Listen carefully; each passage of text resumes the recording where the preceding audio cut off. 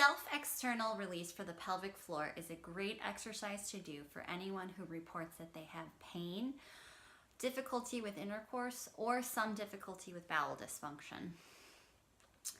The self-external release uses a racquetball, not a lacrosse ball, to help release the levator ani, or the deepest layer of the pelvic floor muscles, which are located within the pelvis from pubic bone to tailbone.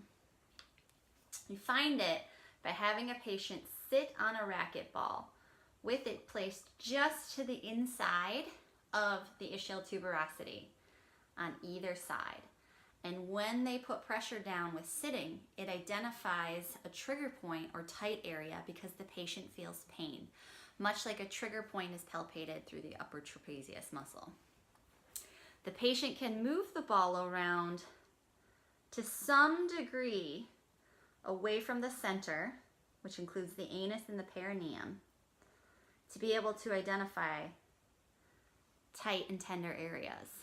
And you can see they can do that on both sides. This should, if it finds a trigger point, it should identify some discomfort, but not intense pain. And it shouldn't reproduce back pain or tailbone pain or groin pain. It also should not cause any numbness or tingling. And when the patient sits on the ball, after some time, it should begin to release.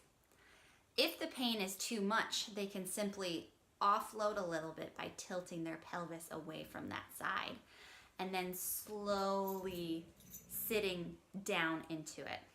A full release usually takes several weeks, if not months, and should be approached slowly by starting with 2 to 3 minutes per day, working up to 10 to 15 minutes per session several times a day.